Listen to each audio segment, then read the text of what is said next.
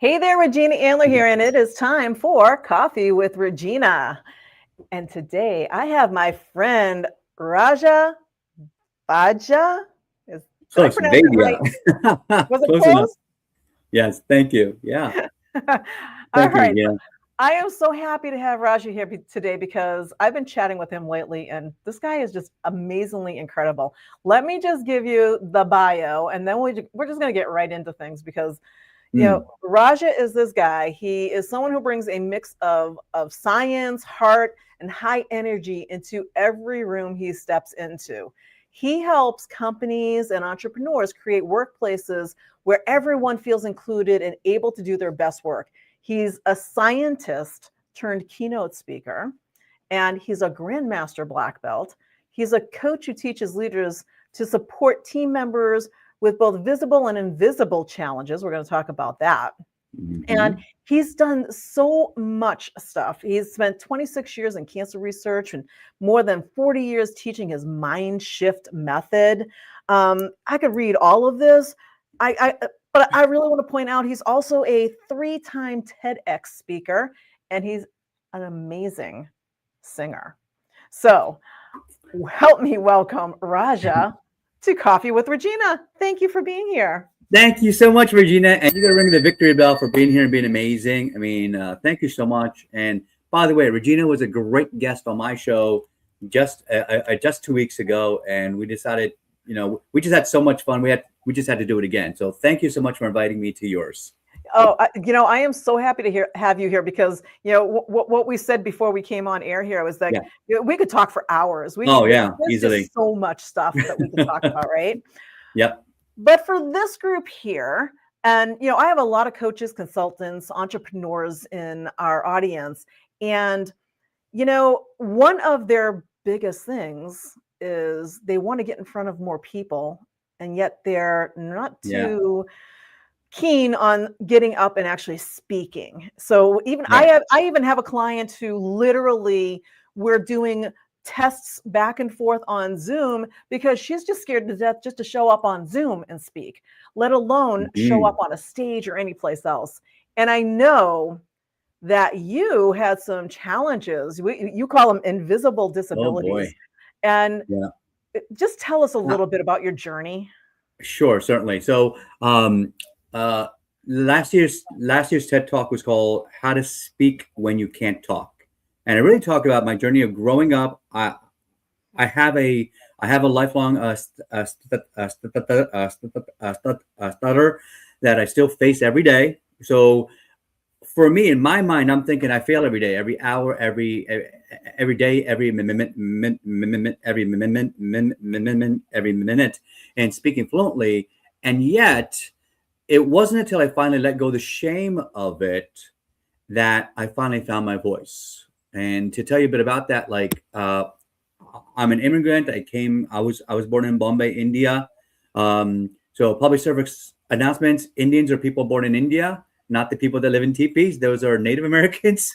Moving on, and because that was it's a fun thing we talked about in like elementary school. I had to correct the teacher, and uh, but when we moved to the U.S., I remember moving to when we first moved to Northeast Philly. I played with every single color, race, creed, and religion. During recess, I loved soccer, and we all just had a great time. And then when we moved to the suburbs when I was 7 years old, something different happened. I had to realize I'm not the same as everybody else. I They treated me as a foreigner. They treated me. I had these big Coke bottle glasses, and I also had a stutter, so I couldn't talk the same as everybody. Or imagine being trapped in a box, and when you want to speak, someone shuts the lid. Like that's what it feels like. It feels like you're just basically trapped in your own body, and it's really hard to break out of that box of fear. And so I just step out onto the soccer field one day because the kids didn't want to play with me. I said, okay, fine. I'm standing here until you pick me. And they finally did. As soon as I played, boom. Then they saw me play. They could run. I was like, man, this kid's fast. I don't care how he talks. Like, he's on my team now. And that's what you do. It's like you got to face those fears and face those challenges. So not only did my second grade teacher tell the guidance counselor that I was mentally retarded because I couldn't talk right? I used to get into 30-second blocks. It took me years. They put me into a special education and classes and which was fine because I had a new circle of friends, but I couldn't shake the feeling I didn't quite belong here. So I fought back the best way I knew through my academics. And by the time I hit sixth grade, this a couple years later, I had the highest grades in math and science, not just in my class, but in all four classrooms in the entire grade. That's when they realized they had targeted me the wrong way.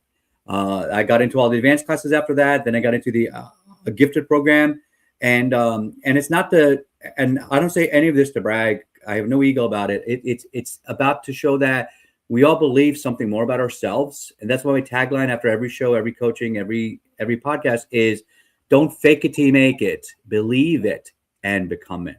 And that belief in yourself is one of the hardest things to fuel, because the whole world is trying to reprogram you. They're trying to tell you you're not good enough, you're not smart enough, you're not rich enough, you're not something enough, you're not pretty enough. I mean, I have a big battle with my children all the time about don't believe social media, because social media is really going to tell you the surface level of what other people's lives are. They're going to show you the icing, but not the cake, right? So if that's the case, you're getting a false representation of the reality of life. And these algorithms are training our children and shortening their attention spans. So I really try to restrict that for all people. In fact, my first TED Talk was called "Loneliness in a Social Media Society." And so when we talk about these different,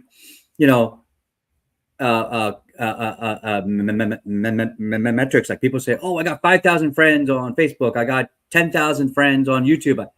Are they really friends? Think about that. If you get a flat tire in the middle of the night coming home from the airport, who are you going to call to come help you out? That's your friend, right? And so think about that.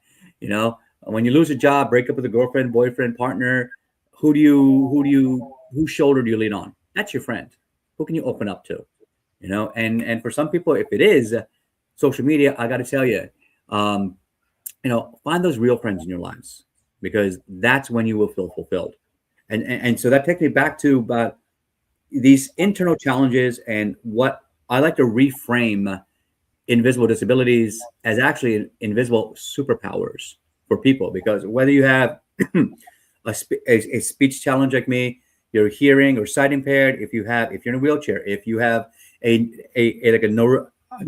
neurodiverse issue like ADHD or on the spectrum, or you have a physical challenge like fibromyalgia or MS, or there's so many other things out there. There are abilities and skills that you possess that are much higher and beyond the average person, because you're forced to face a challenge every day. There's a great book out there called Grit by Angela Duckworth. She's a psychologist out of the University of Pennsylvania, and she talked about how people that are super talented don't always get the first chair in the orchestra, right? She was talking about someone who plays the violin. She said that actually the people that actually have that ability to grit through the hard times, they're the ones that eventually make it. So the ones, if you think about this formula she came up with, like talent times effort equals skill, and then skill times effort again equals that achievement.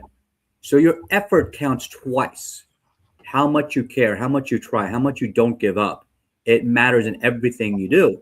So when somebody says, "Well, it's not the destination, it's the journey," yeah, they're totally right. 90% is the journey. That 10%, that crossing that finish line or that achievement, that's just the icing on the cake. Yeah, you've packed so much into that, and Yeah.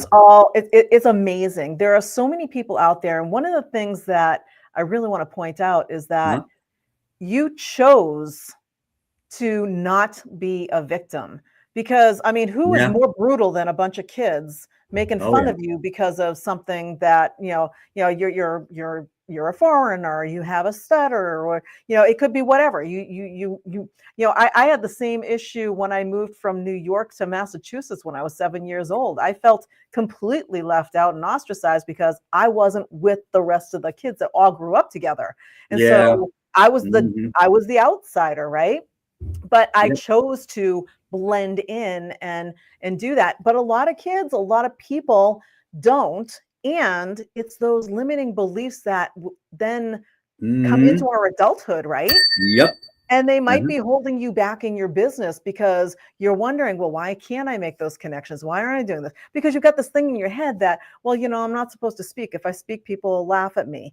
Or, maybe I'm just not as important as everybody else because I don't really fit into their crowd. And you have these like totally unfounded limiting beliefs or they are limited beliefs that are in your head because of all the stuff that happened in the past. So congratulations to you. Ring your bell for you for once, Oh, because thank you so much. Appreciate that.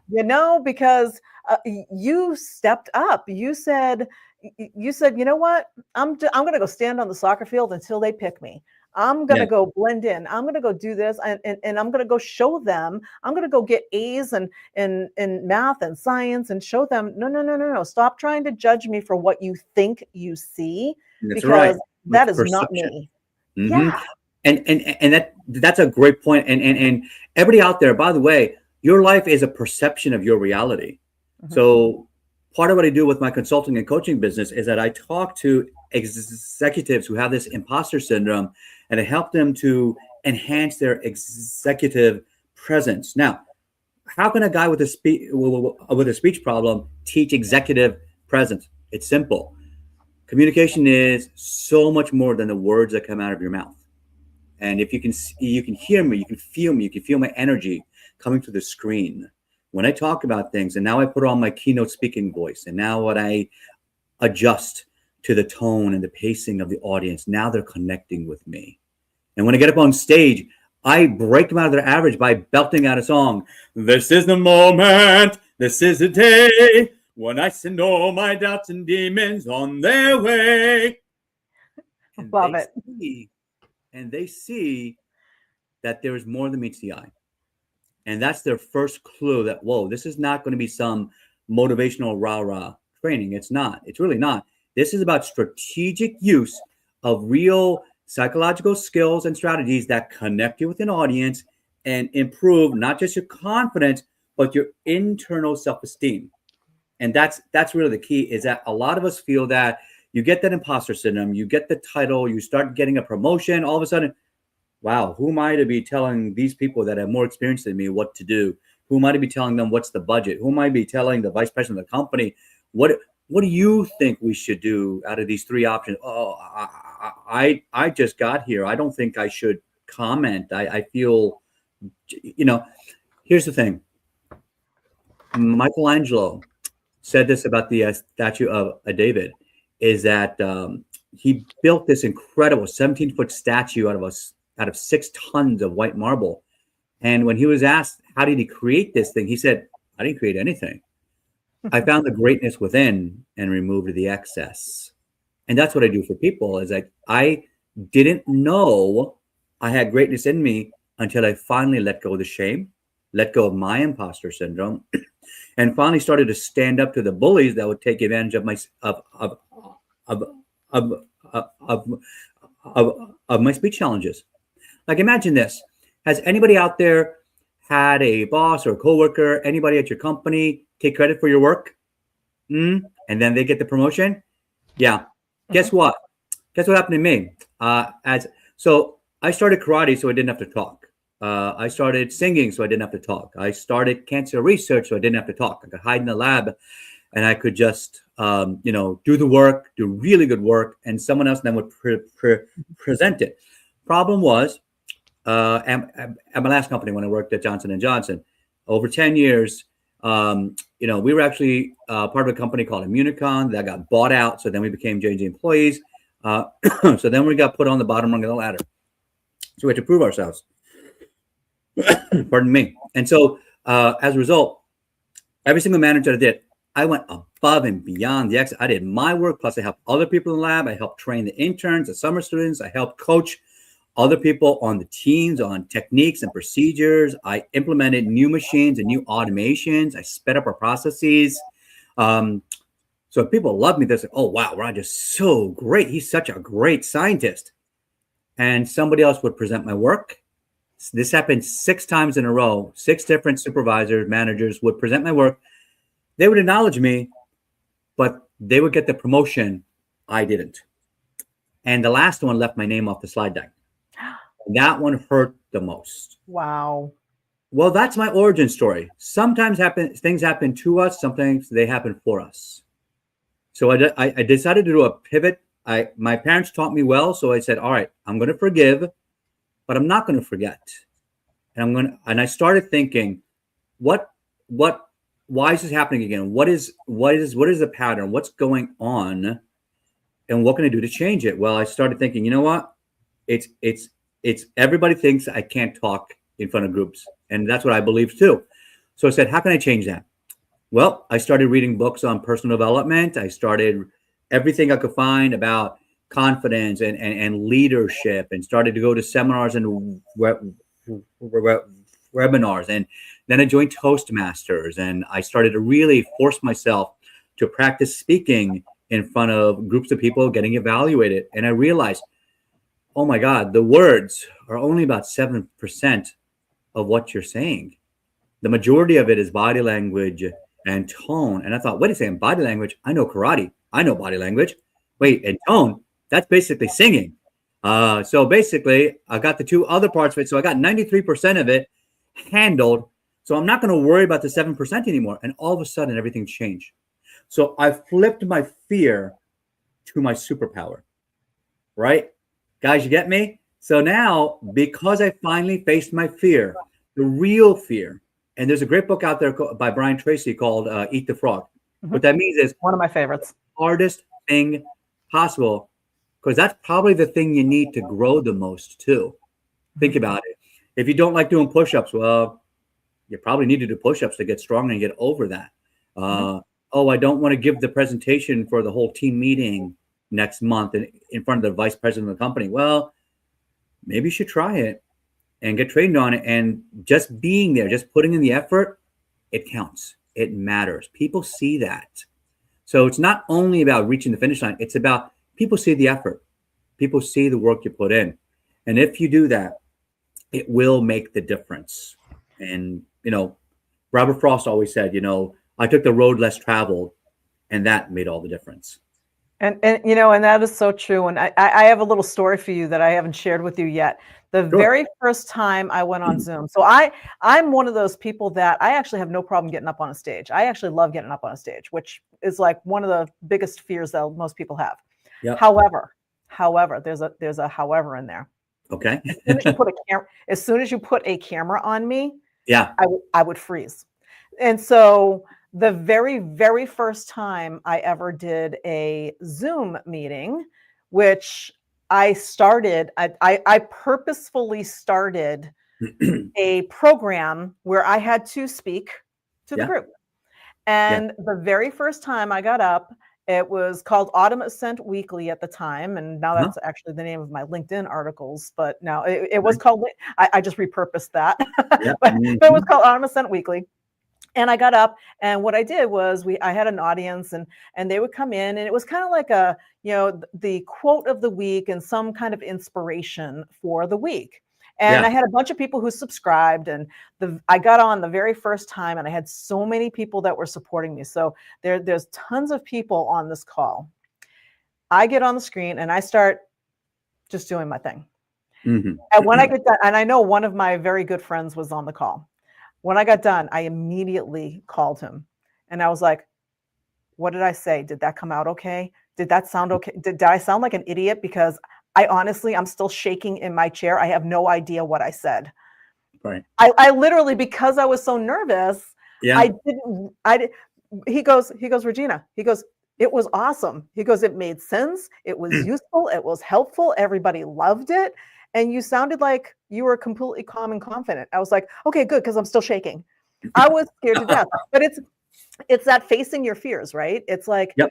just go do it. And then every time after that, when to go do it, when to go do it, when to go do it. Now, if you put a camera in front of me, I'm like, oh, hey, well, yeah, what do you need? Yeah. What do you want me to talk about? Back then it was like, oh my gosh, get the camera away from me. I'm too scared. Now it's you've got to flip that switch, right? So you got to do something. You have to actually take initiative and do something to flip that switch. You can't just play the victim in your own world, right? Yeah. And you know what? Here's the thing people don't like to hear. So as a black belt and a grandmaster, when you start karate, everybody's well intentioned say, "Oh yeah, I'm going to be a black belt." That's great. Being a black belt's easy. Here's what you do: come in 2 or 3 times a week for about 5 years, maybe 6 years, and you get a black belt. Like, oh, that sounds hard. Like, no, it sounds easy. Look, what's your perception of that? If you think that's hard, what about going into a job every single day for 8 hours a day, plus maybe an hour drive each way, plus getting the prep, the setup, and then you got to come home, cook dinner. You're spending 12 hours every day, 5 days a week, 60 hours a week minimum on your job. That's not including what you have to follow up on emails at nights, weekends, setting up for presentations. Wait a second. So now you're working 70 hours a week on a job that only pays you for 40, but you're saying going into karate for 2 or 3 hours a week is hard. Do you think your perception is a little bit skewed? And that's where I start shifting people, because when I talk about this next year, Victory Mindset Academy is actually going to be Victory Mind Shift Academy, because as I've evolved, I realized white belts have a mindset. Black belts create a mind shift. And that's where I'm going towards. And so as I've understood my own personal journey, I've developed like the 5 pillars I talk about in my book. If it's okay, I'll just flash this up here. Here's a quick mock-up of my book. It's going to be called Unbox Me Today. So it's not just a title, it is a call to action. Unbox me today. And you're going to break out of that box of fear that society, your upbringing, your financial situation has boxed you into. And as soon as you break out, you're going to be very uncomfortable. But here's the key. Get comfortable being uncomfortable, because that is your growth zone. Because then on the other side of that uncomfortable zone, that's where your largest successes lies. And so it's up to you to change that perception. Viktor Frankl has a great book out there called Man's Search for Meaning. And by the way, happy Hanukkah to everybody, and happy Christmas to everybody else, and happy everything to everybody during this holiday season. But Viktor Frankl he had survived a Nazi camp during World War II, and he talked about how to compartmentalize your mind. And one of the greatest quotes I take away from that book is that, he said that, you have 0% control over everything that happens to you in your life, but you have 100% control over your perception of what happened to you.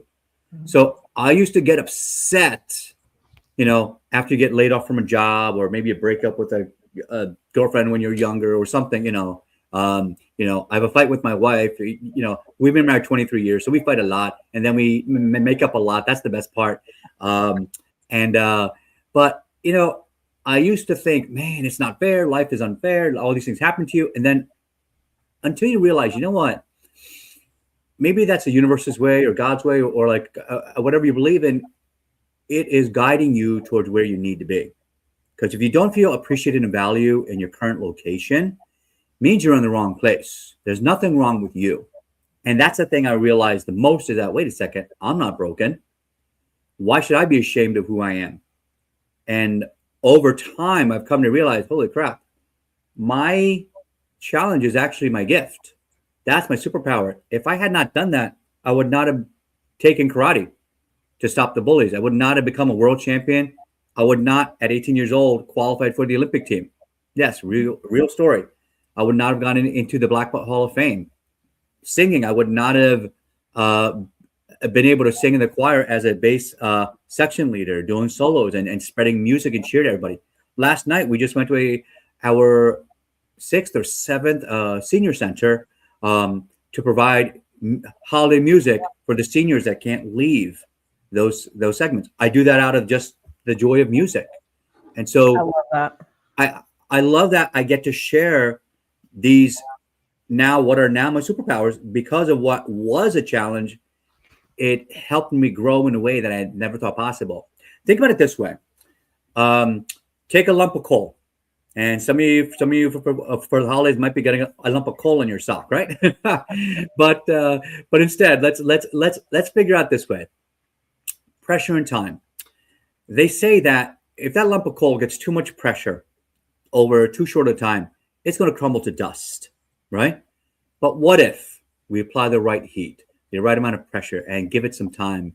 And you learn through this through personal development. It's not business development. 90% of it is actually personal development, creating that mind shift. And that lump of coal turns into a diamond, right? You do not become a diamond unless you face some pressure in your life and grow through it. Learn to live with it, learn to channel it, learn to break out of your own box of fear. And as a result, you become the diamond in your life. What do you think about that?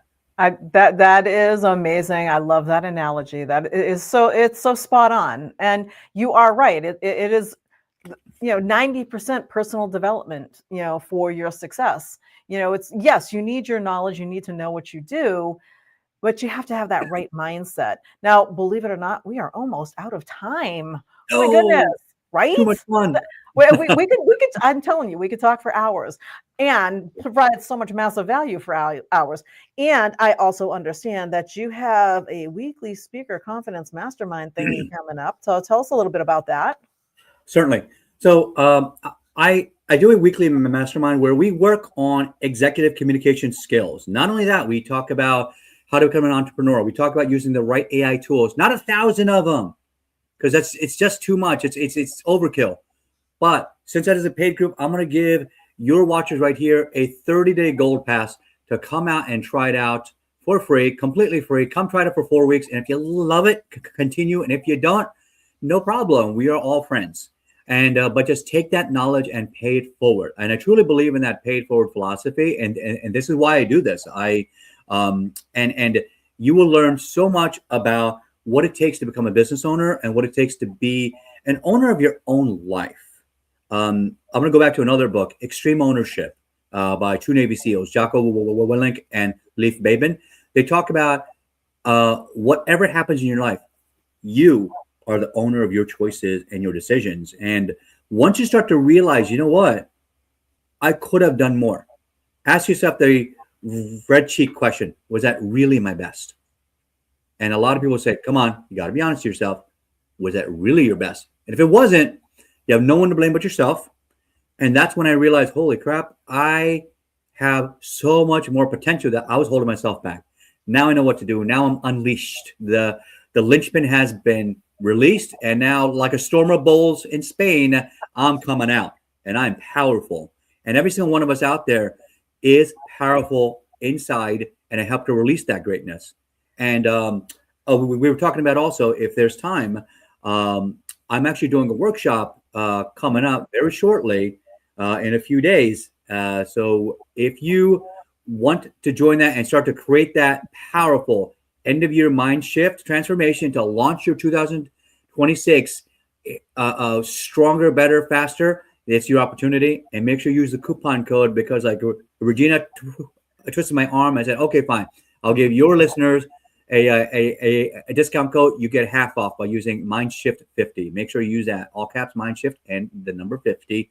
Get half off and come out and transform your lives. And just so folks know, we are streaming right now on Facebook, LinkedIn, and YouTube. And I will make sure that these links are underneath each one of the platforms in the comments so that you could take advantage of this. Because I'll tell you, I mean, Raja and I have, we've bounced up against each other in these networking groups, JV directory and stuff like that, and seeing each other here and there, and Gary Rogers group, I think, too. And we've been like all over the place, just seeing each other and stuff like that. And then we got together and had a conversation. And then I was on his podcast, and it was like, oh my God, Raja's my new best friend. It was like, we have so much in common. We have so much. So we could talk for hours and hours on this stuff, because we're both so passionate about helping you make that shift, because We get it. It took us, and for both of us, we both have our own stories of how long it took us to actually make that shift and really go, you know what? I'm not going to be the victim. I'm not going to do this. I'm gonna break out of my box. I'm gonna unbox and go out and do the stuff that basically scares the crap out of me, and just do it. And it was very freeing, and I know it was very freeing for you as well. So Absolutely. it's so important that you understand that it is your choice. You can choose to stay in your nice comfortable little box, but let me ask you this: is your box really all that comfortable? You think it is because you're used to it, but is it You really think all that it comfortable? Check out, yeah. Well, wait, am I going to go that way? Check out his book. is. You're going to have to check that. When is that book being published?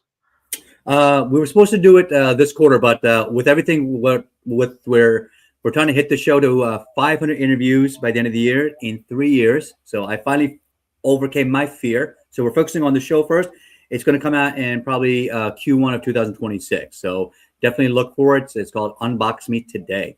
I am going to keep my eye out for it because I know I'm going to get my copy, and I am more than happy when you get ready to launch that puppy. You just let me know. I will share it with my world as well, because everybody Fantastic. needs to unbox, Thank unbox, you. I let it appreciate it. out, Yeah. tell people who you are. And Oh, and go ahead. Regina, first, a second thing also, I want to give you a ring of the victory bell. As part of being our victory journey, is that everyone out there, there's a great African proverb I want to leave you with, is that if you want to go somewhere fast, you go alone. You want to go somewhere far, it takes a village. And that's truly what I'm doing along the way, is that I'm collecting friends, mentors, business partners like Regina. This is not a one and done. We're going to be friends forever, and we're going to help support each other through the years. And if you want to grow and create more impact, don't chase money, chase impact. Look for who you can help and support first. Money will follow. I mean, that's how I built up a 6-figure business online, is that I didn't chase the money. I chased the impact first. Who can I uplift? 500 entrepreneurs that I've helped to lift and support. And I'm being selfish. I used it to face my fear, right? But by facing my fear, I was able to help now 500 other people. Wow. That's the impact I created. And all of a sudden from that started to flow into my business. And that's the thing I want you to all to create that mind shift. And it's not only about the one thing, money. Yes, it's a tool. You buy it to get opportunities, but it does not make your happiness. You create your happiness. That is an absolutely fabulous note for us to end on. Thank you, thank you, thank you so much. You have My been pleasure. such an amazing guest. So thank you for being here. I really appreciate you. Thank you so much, everybody. And we will see you all next time on Coffee with Regina. Bye for now.